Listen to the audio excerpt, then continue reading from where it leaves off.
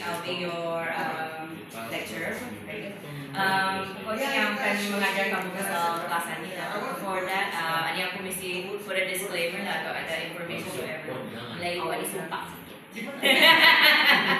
So, banyaknya yang dalam TV lah ha. Okay, Google Translate atau ada lah pertanyaan orang ano yung pertanyaan niya. Macam for example, this title kan artinya pemerkasaan wanita. Dalam bahasa Englishnya woman empowerment. Saya aku secara Google Translate what is the direct translation for woman empowerment?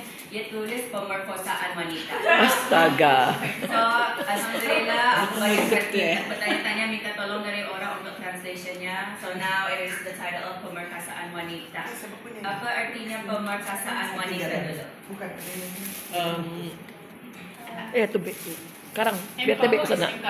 Encourage, yes, encourage pun okay juga. And how you going to bagi wanita mo exposure? Yes. And then ada lagi another one, membangkitkan wanita lah. Bukan macam kata ni backstep atau mengumpat-ngumpat lah ha. Kami biasa pula mengumpat-ngumpat, tapi kami pandai-pandai mengumpat. Tapi kalau mempromote business, kami indah mengumpat. Kami viral kan untuk menolong lah ha. So that's one part of pemerkasaan wanita. Okay?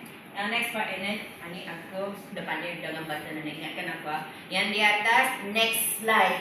Yang di bawah is previous slide. Okay. Kadang-kadang aku ni tersalah katik na. So ingatkan aku atas is Next. Bawah is Previous. Okay. Back. So what is the next button? Atas. Yeah. Switch it on first. Already on. Oh, on. Dapat. Baba. Ini aku lah. Sorry. Ingat tak atas is Next. bawah is Previous. Okay, so let me give a bit of introduction about myself. My name is Miss Sally. I am the owner of the Honey Bookstore, and we just recently opened up a new branch of our bookstore, which is called the Honey and Chapters. So yeah, macam half bookstore and half bistro juga. Apa artinya bistro ni, Sally? Bistro ni macam restoran, tapi bukan restoran. Dia restoran damit lah.